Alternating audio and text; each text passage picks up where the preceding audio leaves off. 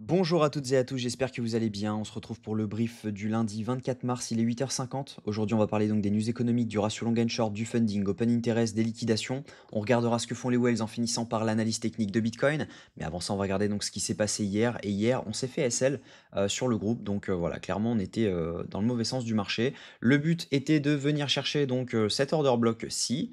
Donc tout simplement, c'était de venir chercher cet order block juste là et de rentrer donc typiquement dans les 50% de cet order block.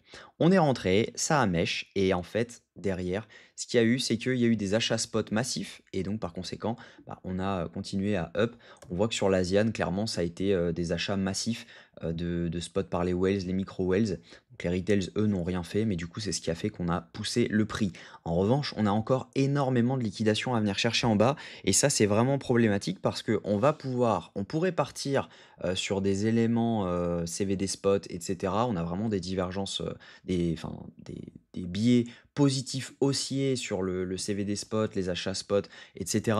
En revanche, quand on regarde techniquement au niveau data, c'est vraiment bearish et c'est ça qui est un peu problématique. C'est que si jamais c'est le spot qui se met à acheter, clairement la technique plus les data ne tiennent plus. On est vraiment que sur on peut être que sur du up only si jamais vraiment le spot se met à acheter. Et ça, c'est le problème quand on trade parce que clairement, voilà, ça biaise les billets, on va dire. Donc, par conséquent, voilà, là, actuellement, on s'est fait stop loss. Juste ici, bon, c'est pas grave, ça reste moins 1%. On reste sur un mois neutre, on n'est pas non plus en grosse perte.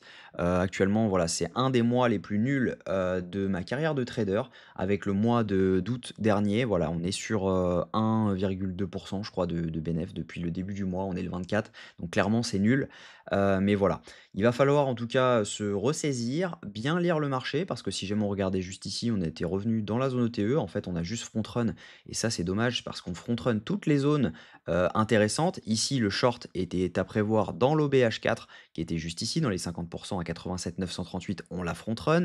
Ici, le long était à prévoir dans l'OBM15, juste ici, on l'a front run. Donc clairement, c'est problématique parce qu'on front run toutes les zones intéressantes, et du coup, ça biaise un peu la stratégie. Donc c'est un peu ça qui fait que, on a un marché, pourri en ce moment, mais voilà, il va falloir tout simplement se ressaisir et ça va marcher.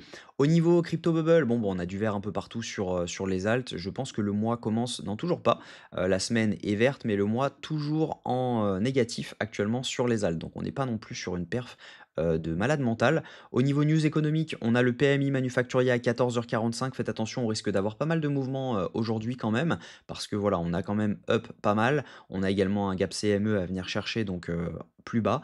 Donc faites attention à ça. On a des gens qui sont en train de short actuellement le marché depuis, depuis 5h50 ce matin. On a des shorts qui s'ouvrent. On le voit juste ici avec une hausse de l'open interest et une baisse des funding. Sinon, ce qu'on voit, c'est que juste ici, et c'était clairement un biais positif pour nous, c'est que ici on avait du long qui s'ouvrait, donc on avait vraiment beaucoup de liquidations qui s'accumulent au sud. Donc par conséquent, c'était intéressant d'aller short. Maintenant, ce que je pense, c'est que je vais attendre un setup low time frame pour voir si jamais on redente pas un short là-dedans. Au niveau Kingfisher, ce qu'on voit, c'est qu'il y a énormément de liquidations à venir prendre à la baisse, hein. Clairement, on n'a plus rien à prendre en haut. Voilà, tout le reste des liquidités sont en bas jusqu'aux 79 600 dollars. Donc voilà, clairement, au niveau data, on est bearish vraiment beaucoup, beaucoup, parce qu'il y a vraiment plus rien à liquider à la hausse. Ça veut dire que si on up, c'est uniquement du spot qui achète. Par contre, voilà, ce ne sera pas poussé par des liquidations, donc on n'aura pas de short squeeze à venir, on n'aura pas de mouvement de plus de 10% sur la journée. Par contre, si jamais on commence à tomber un petit peu, on peut avoir un mouvement de 10% à la baisse qui nous emmène directement autour des 79 600 dollars, voire 78 000. Donc ça, il faut y faire attention. Par contre, on a quand même des ordres qui vont protéger le prix autour des 83 940, donc clairement, on peut être rejeté dans cette zone, mais ce que je pense, c'est que ensuite, on n'a pas grand-chose pour retenir le prix. Et là, on n'a pas grand-chose non plus qui retient le prix jusqu'ici. Donc, il faut quand même faire attention à ce biais-là, parce que voilà, on n'a pas grand-chose qui retient le prix à la baisse. En revanche, ici, on peut voir qu'on a des ordres de vente, ici également, et ici également. Donc voilà, clairement, moi, je reste baissier, mais en attendant, il faut quand même pouvoir analyser la tendance qu'on a actuellement, et la tendance actuellement, elle est haussière. Donc c'est ça qui est problématique. On a des achats spot au niveau whales et micro whales, on l'a dit. Donc si jamais on regarde techniquement, en toute logique, on devrait pouvoir venir chercher donc l'OBH4, prendre les derniers stop loss de ceux qui ont short, donc ici, parce que je pense qu'il y a pas mal de monde quand même qui l'a fait, et derrière pouvoir potentiellement attendre un setup low time frame pour derrière pouvoir viser donc la zone des 82 844 dollars au minimum. Et je pense que voilà, on peut venir chercher donc cette zone de FVG M15 juste ici. Et ça, il faut y faire attention. Donc je pense que voilà, on peut avoir quelque chose comme ça qui se forme.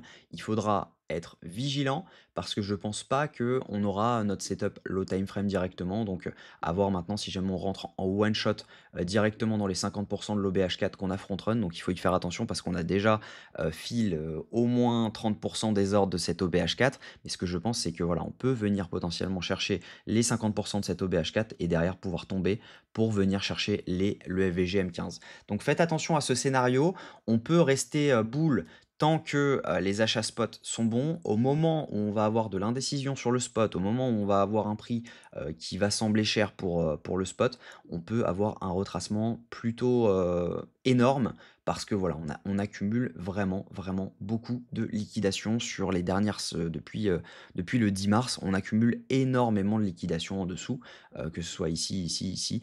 Donc voilà, clairement, moi je reste baissier pour l'instant, tant qu'on ne clôture pas au moins au-dessus des 92 800 dollars. Vous allez me dire que c'est une grosse target, mais en attendant, voilà, on ne peut pas passer haussier tant qu'on ne clôture pas au-dessus de cette zone, parce que si on regarde en daily, hein, clairement, voilà, on n'a rien qui nous dit actuellement qu'on est haussier. On est simplement actuellement sur un retournement, donc on peut très bien faire quelque chose comme ça, et derrière on repart à la baisse, voire chercher l'OB daily. Donc voilà, je reste baissier court terme, moyen terme et même long terme actuellement.